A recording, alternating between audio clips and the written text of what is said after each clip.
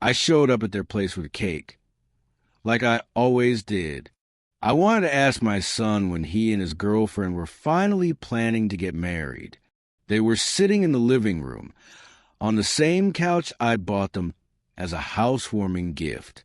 And that's when my soon-to-be daughter-in-law, Lena, looked me straight in the eyes, smiled that cold little smile, and said, "Oh, Mrs. Anderson, we actually got married yesterday. It was small, just the closest people." Those words hit me like a bucket of ice water. The closest people. So, I wasn't one of them? Me. The person who'd been transferring them $300 every month for rent. Me, who'd furnished that entire apartment, from the sofa to the dining table. Me, who'd filled their fridge when they were broke. Turns out, I wasn't family enough. Can you imagine how that felt? If you think treating your own mother like that is betrayal, please like this video, and tell me in the comments what you'd have done. Would you have walked out silently or told them exactly what you thought? Because that moment, it was only the beginning of the nightmare. I stood there in their apartment, the one I paid for, watching my only son avoid my eyes while Lena sat there, proud and comfortable, on the couch I bought. At home, in my closet, a soft pink dress hung untouched, the one I'd picked out for their wedding. The new shoes stood beside it. Together, they represented all my illusions that I'd be part of my son's happiest day. I'd saved up $700 as a wedding gift, called my sister in Denver, and told her how proud I was of my boy and his lovely fiancée. I cleaned my whole house, expecting they'd come after the ceremony for a small family dinner. But all that hope shattered in one sentence. Just the closest people. Later that night, I went on Facebook and saw everything. The photos. Lena's glowing parents standing beside the couple. Her siblings raising glasses in a fancy restaurant.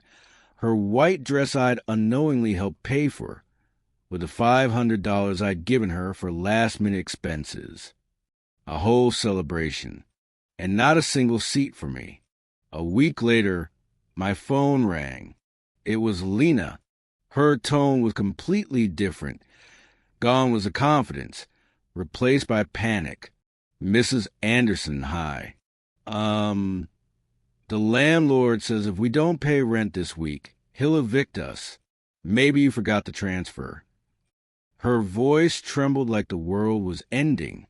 I paused. I remembered all the times I'd rushed to the bank, canceled plans, skipped trips, just to make sure they had a roof over their heads. All the times I'd eaten cheap noodles so they could go out for dinner. And now, after cutting me out of the biggest day of their lives, she called me like nothing happened.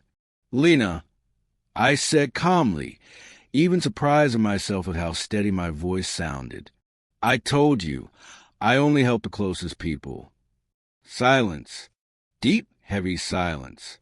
Then, a trembling whisper. "But, Mrs. Anderson, you've always been like a second mom to me." Lies. Sweet, manipulative lies. The same voice she'd used when she'd asked for money for her wedding dress, for their rings, the ones I'd helped pay for, without knowing I'd never even see the ceremony. I'd been the perfect mother, the silent sponsor, the convenient ATM. But those words, just the closest people, woke something up in me. I started calculating. 3 years of rent, $300 a month. That's $10,800. Groceries, furniture, emergencies, gifts? Over $25,000 gone. Money my late husband left me to live on comfortably. And for what? To be treated like a stranger at my own son's wedding. That night, I cried. But not tears of sadness. Tears of anger. Of disappointment. Of years of silent humiliation. I cried for the foolish woman who thought love could be bought with kindness and patience.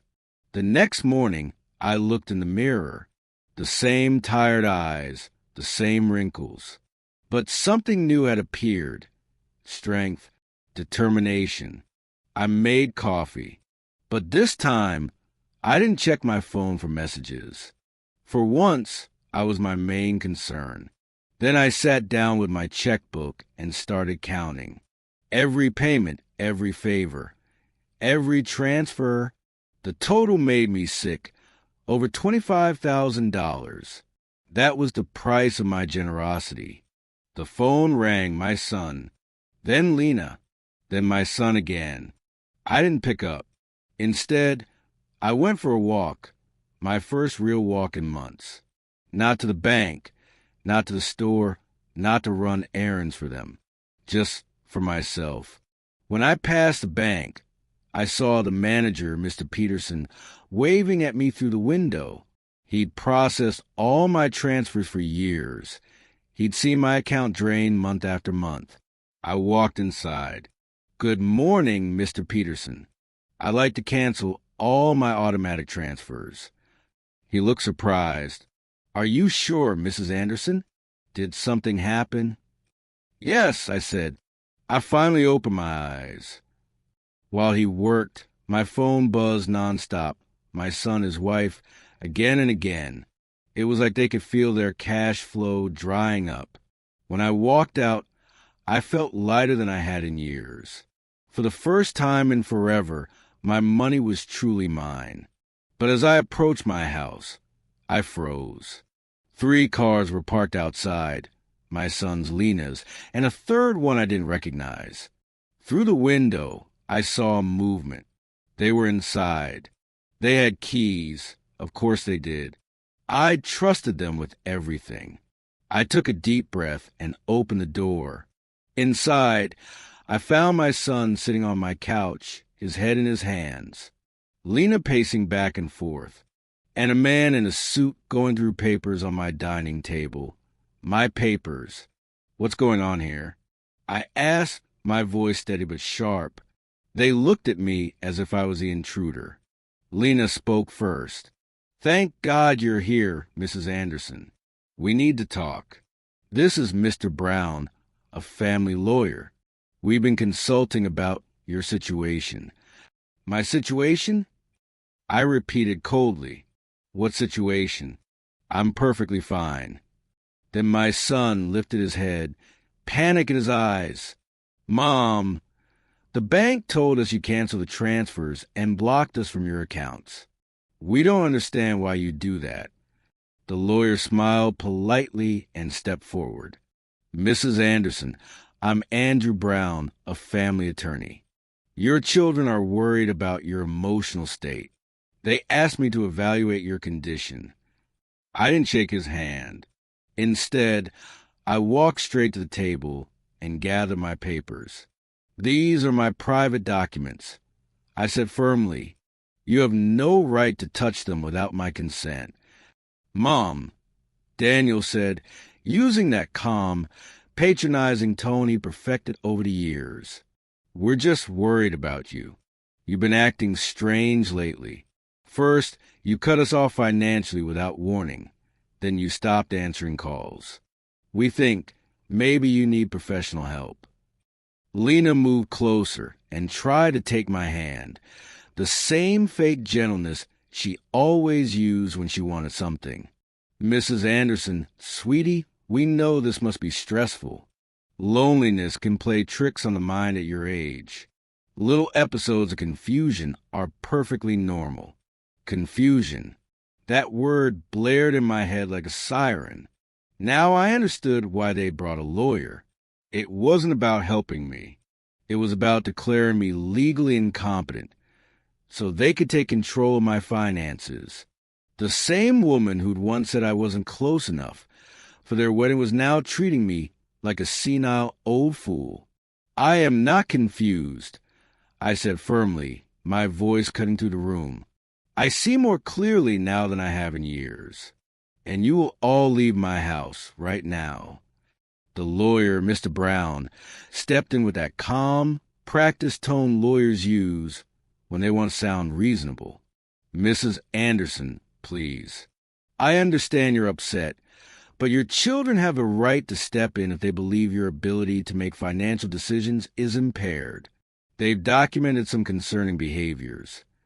A bitter laugh escaped me. Concerning behaviors? You mean deciding that my money belongs to me? Or choosing to stop financing two grown adults who treat me like garbage? Lena jumped as if I'd slapped her. We never treated you badly. You're part of our family. Everything you have will belong to us someday anyway. We're just accelerating the process. There it was, the naked truth. In their minds, I was already gone. They were just collecting their inheritance early. Out, I said, pointing to the door. All three of you, out. Daniel stood, his face twisted in that same childish frustration he'd had when he didn't get his way. Mom, we can't just walk away. We have obligations, rent, the car loan, the credit card you co-signed. You can't just abandon us. Can I? My voice rose for the first time. Who said I can't? For years I paid rent on an apartment that wasn't mine, filled a fridge in a home where I wasn't welcome, funded a life that had no place for me. The lawyer pulled a folder from his briefcase and placed it on the table. Mrs. Anderson, we prepared documents to make this transition smoother, a temporary power of attorney, allowing Daniel and Lena to manage your finances until you're feeling better. I picked up the folder and tossed it straight into the trash. The only transition happening here, I said coldly, is your transition to the front door. Lena began to cry, but those weren't tears of sorrow. They were tears of rage and disappointment. You can't do this to us. We depended on you. We made plans based on your support. Daniel tried to step closer, but I stepped back. He wasn't the little boy who used to crawl into my arms after nightmares. He was a 35-year-old man who saw his mother as an obstacle between him and an easy life. Mom, we made mistakes, he said in a pleading voice. The wedding, it was a misunderstanding. Lena was nervous. I was under pressure. We can fix this if you just start being reasonable again. Reasonable. The word tasted like poison. To them, being reasonable meant going back to paying for everything while they pretended I didn't exist. The lawyer packed his papers neatly, clearly used to resistance. Mrs. Anderson, this isn't over. Your family has legal options. If you're making irrational decisions due to mental decline, the court can appoint a guardian. His words hit like a slap. This wasn't a family argument anymore. It was a threat. I looked him straight in the eyes. Mr. Brown, I suggest you research carefully before threatening a 71-year-old woman who has managed her finances flawlessly for 40 years, raised a son alone after her husband's death, worked honestly her whole life, and supported two able-bodied adults until last week. Lena stopped crying. Her face hardened, showing her true self at last. We're not letting this go, Mrs. Anderson. We have rights, and lawyers too. Wonderful, I said calmly. Hire as many as you want, with your own money, because mine is no longer funding your legal tantrums. The three of them left with the wounded pride of people unaccustomed to being told no. Before leaving, Daniel turned and gave me one last look. Mom, this will end badly for you. You'll be completely alone. And when you finally need someone, no one will be there. Daniel, I said softly, I already am alone. The difference is this time it's my choice. When I closed the door, the silence that filled the house was the most beautiful sound I'd heard in years. It was the sound of freedom. That night I couldn't sleep, not from sadness, but from adrenaline. For the first time, I felt alive. If they wanted to fight, they'd get one. But it would be fought with strategy, not emotion. By 6 a.m., I was dressed and ready. My first stop, the law office of Mr. Paul Dawson, a man I'd met years ago when finalizing my late husband's will. Unlike the smooth-talking Mr. Brown, Dawson had a reputation for integrity and for defending elderly clients from financial abuse. After I explained everything, he nodded. "Mrs. Anderson, what your children did yesterday happens more often than you'd think. It's called financial elder abuse, and it's a crime. Entering your home and accessing your private documents without consent is also a violation." His words both calmed and frightened me. Calm because I finally knew I wasn't crazy. Fear because I realized how serious this truly was. "We'll document everything," he continued. "Every transfer, every gift, every time they pressured you. We'll also update your will to protect your assets from future manipulation." We spent 3 hours reviewing my financial records. When Dawson saw the total, he whistled softly. Over $25,000 in 3 years. "Mrs. Anderson, you could have lived comfortably, traveled, enjoyed your retirement. Instead, you financed 2 adults who didn't even respect you enough to invite you to their wedding." When I left his office, I had a plan. Step 1, change every lock in my house. Step 2, install a security system. Step 3, open a new account at a different bank. And Step 4, start living the life I'd postponed for years. The next day, a call came from an unknown number. It was Lena, calling from someone else's phone, since I blocked hers. "Mrs. Anderson, please don't hang up. We just want to talk like civilized people." "Talk," I said flatly.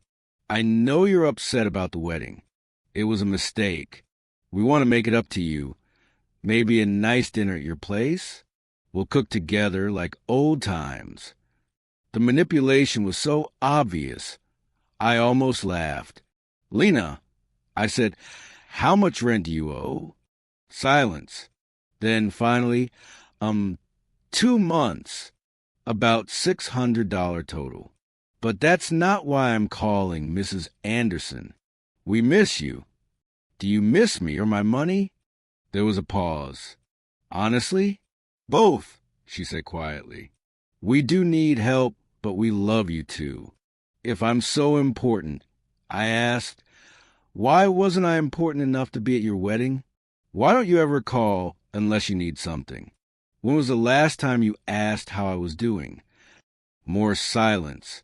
We both knew the answer. Never. "Lena, listen carefully," I said. "For 3 years, you treated me like an ATM. You used me, ignored me, humiliated me, and finally insulted me in the worst possible way. And now, when the money's gone, you suddenly remember you love me." "Mrs. Anderson, please." "No, please.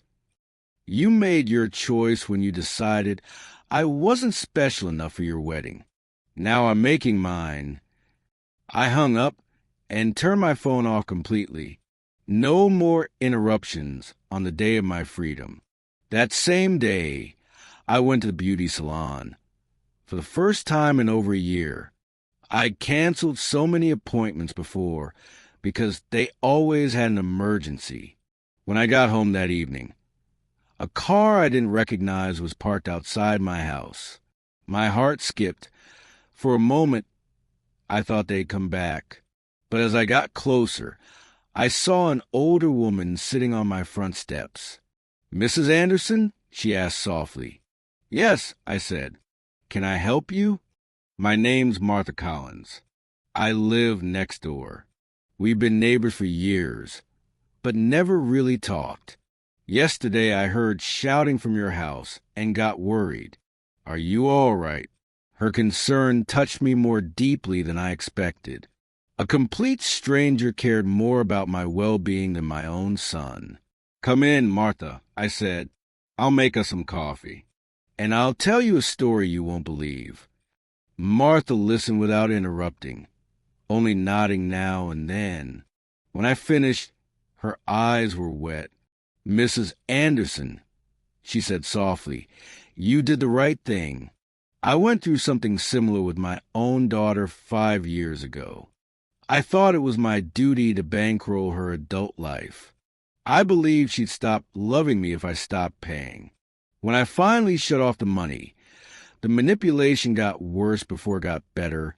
Threats, guilt, emotional blackmail. But 6 months later, she called to apologize. Today, we have a real relationship built on love, not cash." Her words gave me hope and confirmed I'd made the right decision. "Do you think Daniel and Lena will ever understand?" I asked. "Maybe," she said honestly. "Maybe not. But that's no longer your responsibility. Your responsibility now is to live your own life." That night, for the first time in 3 years, I went to bed without worrying whether Daniel and Lena had money for rent, groceries, or their little luxuries. I fell asleep thinking about my plans, my future, and slept better than I had in years. At 8 a.m. the next morning, the locksmith and security crew arrived. While they worked, my phone lit up with unknown numbers. Lena still trying from different phones. I'd learned a new skill, ignoring calls I didn't need. "Mrs. Anderson," the technician said as he mounted the last camera, "this system will give you peace of mind. You'll see who's at your door from your phone, and if anyone forces entry, the police are notified automatically." The irony wasn't lost on me. Installing a security system to protect myself from my own son. But it didn't hurt like before. It was simply practical, a safeguard for my newfound peace. While they worked, I did something I hadn't done in years. I called my sister, Diana, in Denver. We drifted apart because every conversation turned into a financial report disguised as family news. I bragged about Daniel and Lena, how much I gave them, how proud I was to help. "Irene," she sounded surprised. "Sis, how are you? We haven't talked in months." "I'm good, Dee. Better than good. I'm calling to say I finally woke up." I told her everything. The secret wedding, the humiliation, the lawyer ambush, and my decision to shut off the money. She was quiet for a long moment. Then, "About time." Every call, hearing how much you were paying them. It broke my heart, as if love could be measured in dollars. "And you know what else?" she added. "Lena always talked about you in the future tense. When Mrs. Anderson is gone, we'll redo her house. When we get the inheritance, we'll invest in a business. Like they were waiting for you to die to start living." Her words hit like a second bucket of ice. Later, the doorbell rang. On my new door camera, I saw Martha, holding a mug. "I thought you might need company after everything you told me," she smiled. We sat in my living room. Martha shared more of her story. "My daughter used the same lines Lena uses on you. You're like a second mom to me. We're special to you. It'll all be ours someday anyway." It's a script, Irene. Chapter 1, make her feel indispensable. Chapter 2, manufacture constant financial emergencies. Chapter 3, when she resists, question her mental health. We laughed, a bitter, knowing laugh. It was both funny and tragic to recognize the patterns in our own children. "Did you feel guilty after you cut them off?" I asked. "Every single day for the first 3 months," she said. Then the results started showing. My daughter got a second job. Her husband stopped blowing money on weekends and picked up overtime. They learned to live within their means. More importantly, they learned to see me as a person, not a resource. That evening, 3 cars pulled up again. My heart raced, but this time I was ready. The cameras showed Daniel, Lena, and 2 people I didn't recognize. They talked heatedly and kept pointing at my house. I called my attorney. Mr. Dawson, they're back, and they brought people. What'd I do? Do not let them in, he said. I'm on my way. I'll also call police for a welfare and trespass check. Within minutes, Dawson arrived, and so did 2 patrol cars. From the window, I watched the officers speak with Daniel and Lena. Daniel gestured wildly. Lena cried on cue. But this time, her tears didn't move me. An officer knocked. Ma'am, you're safe to step outside. Your visitors will be leaving. When I opened the door, Daniel shouted from the curb, Mom, this is ridiculous. We're your family. You can't call the cops on your own son. Family, I said calmly, doesn't threaten guardianship. Family doesn't enter someone's home without permission. Family doesn't treat their mother like an ATM. From across the street, Lena yelled, You'll pay us what you owe. We have loans you co-signed. You can't just abandon us. Mr. Dawson stepped forward. Any further communication goes through my office, and I strongly advise you to speak to your own lawyer before threatening collections. My client has full documentation of every voluntary payment she made over the last 3 years. I watched them drive away, defeated, but not done. I knew it wasn't over, but for the first time, I felt confident. I had a professional on my side, support from Martha, and, most importantly, the clarity to tell right from wrong. That night, Martha invited me for dinner. I met her visiting daughter and saw what healthy family looks like. Respect, real questions, laughter. Not once did her daughter ask for money. I wanted that with Daniel, I admitted later. And maybe you'll have it one day, Martha said. But first, he has to learn you're a human being worthy of respect, not a revenue stream. For the first time in weeks, I went to bed feeling hopeful. The next few days were strangely quiet, until Friday morning when the doorbell rang again. On camera, a well-dressed young woman with a folder and a professional smile. Not a friendly visit. Good morning, Mrs. Irene Anderson, she said when I opened the door. I'm a caseworker with Adult Protective Services. We receive a report that you may be at risk, and we're required to conduct a welfare check and home assessment. Cold spread through my chest. Daniel and Lena had leveled up. This wasn't private threats anymore. They brought the state to my doorstep. May I see your ID? I asked, keeping my voice steady. Of course. She held up a badge that looked legitimate. Anna Schmidt, Adult Protective Services. May I come in and speak with you? I let her in, knowing that refusing would only make things worse. She sat in my living room, opened a folder, and began reading from a form. Mrs. Anderson, we receive a report about sudden changes in your financial behavior, that you cut off contact with family, and that you're displaying paranoid tendencies by installing unnecessary security equipment. We were also told you refused medical and legal help offered by your loved ones. Every word was chosen to make me sound unstable. I could hear Lena's fingerprints all over it. Ms. Schmidt, I said, as calmly and dignified as I could.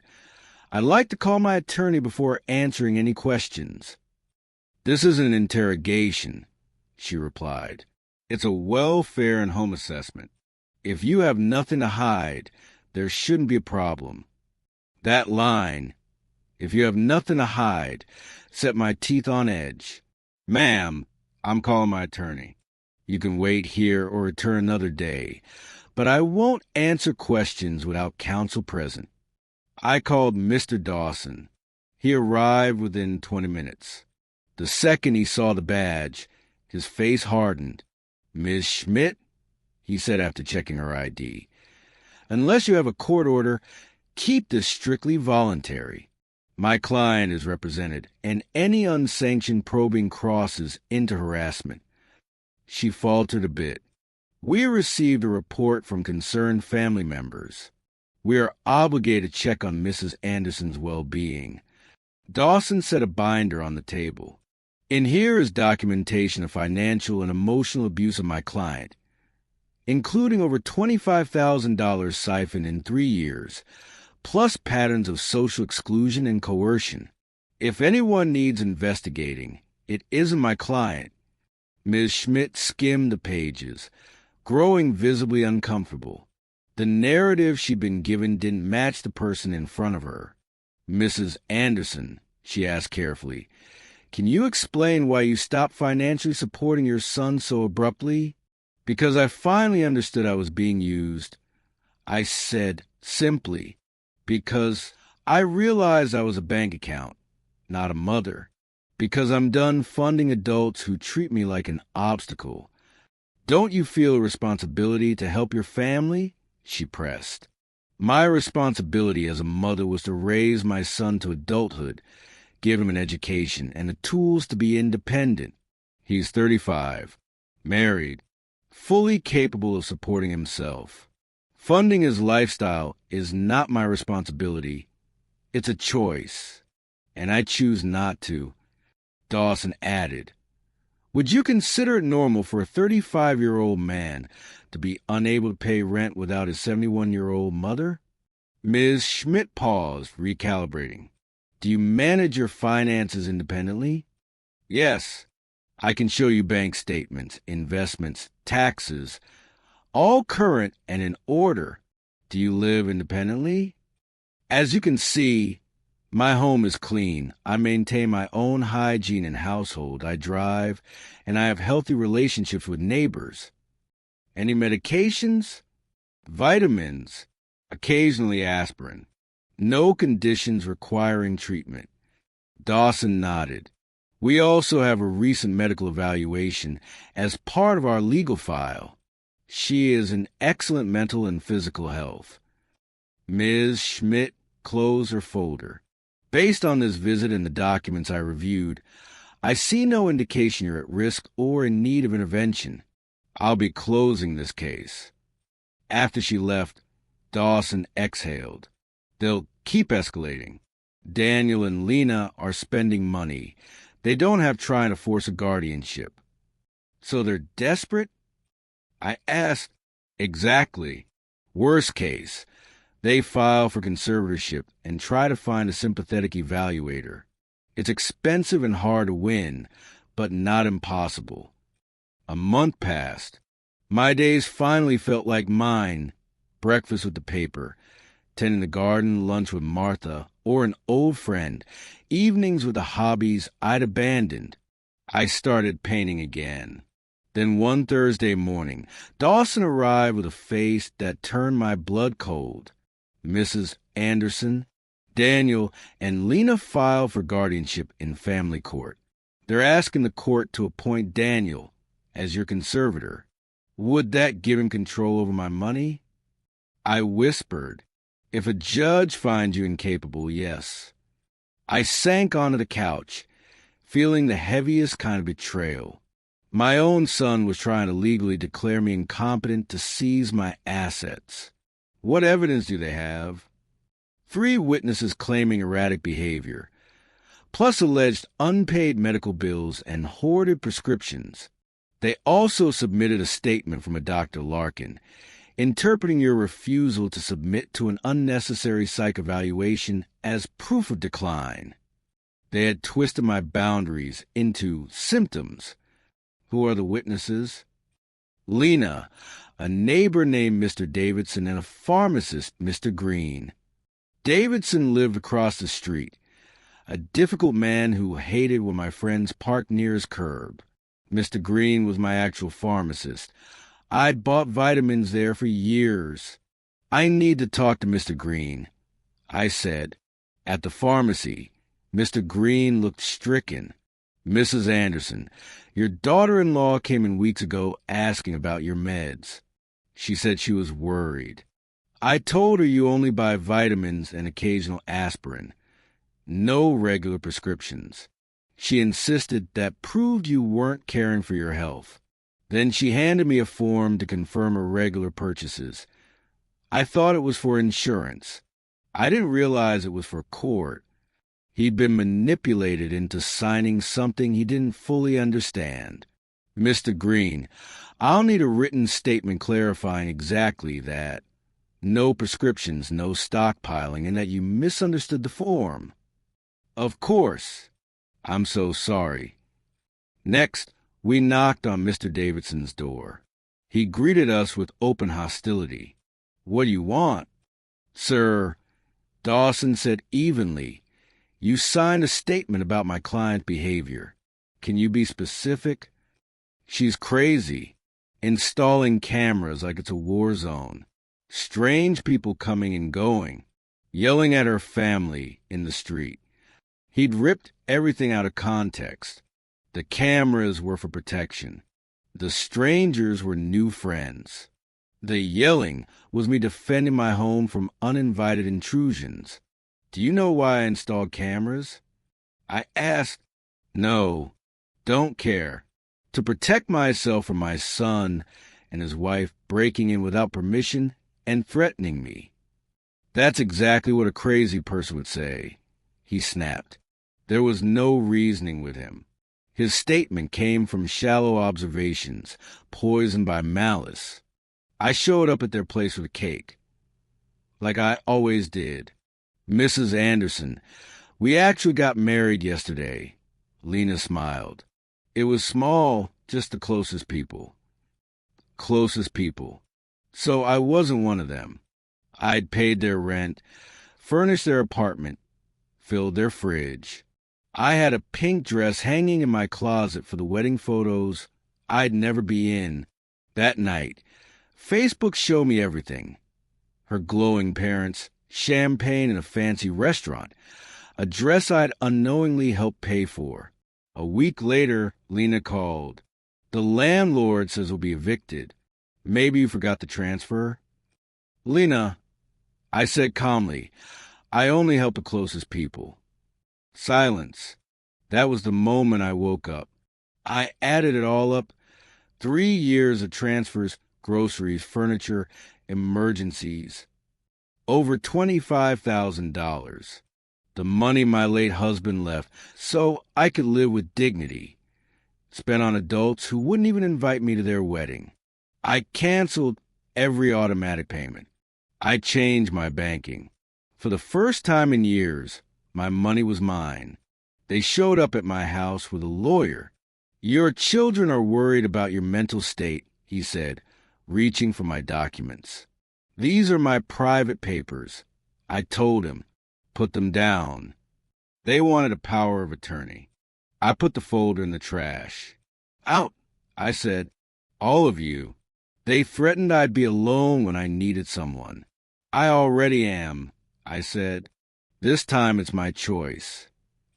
I called my attorney, Paul Dawson. He called it what it was, financial elder abuse. We documented everything, changed my locks, installed security. I called my sister. She admitted Lena often talked about me in the future tense, after I was gone and they had the house. Then Adult Protective Services knocked. Reports of paranoia, sudden financial changes. The caseworker read. With my lawyer present, I answered every question. I showed statements, taxes, independence. APS closed the case. But my son and his wife escalated. Guardianship. They filed for conservatorship to control my assets. Using a biased psychiatrist, a hostile neighbor who didn't know me, and a pharmacist Lena manipulated into signing a form. We built a real case.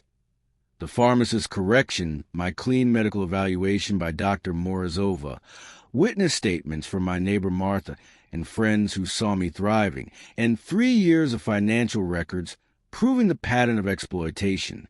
The night before court, I cried for the last time, not from fear, but grief. I said goodbye to the son. I thought I knew, into the illusion that unconditional love means paying everyone's bills. Court day. I wore a black suit and walked in with my head high. Their attorney painted me as a confused old woman manipulated by outsiders. Lena cried on cue. She was like a second mother. Watching her decline has been devastating. Under cross. The cracks widened. When did you last call her without asking for money? No answer. Did you invite her to the wedding? It was small. You told her it was just the closest people, correct? Silence. My son took the stand. She's irrational. People are taking advantage of her. How much did you receive from your mother in the last 3 years? I don't know. Over $25,000? Maybe.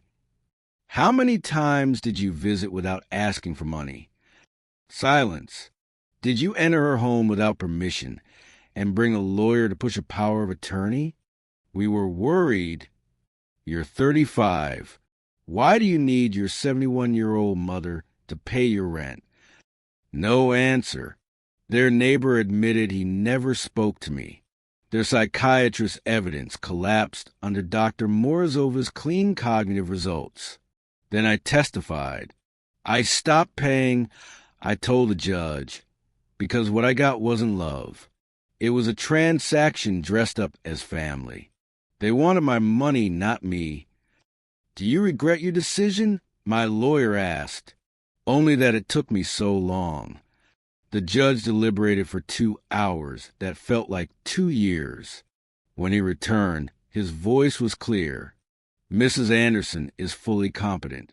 Her financial choices are rational and within her rights. Evidence suggests this petition is financially motivated rather than grounded in her welfare. The request for guardianship is denied. I won. That night, Martha and my friends filled my house with laughter. We toasted justice, freedom, and women who stand with each other. I never heard from Daniel and Lena again.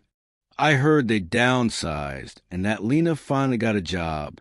Maybe hardship will teach what my generosity never did. The value of honest work and independence.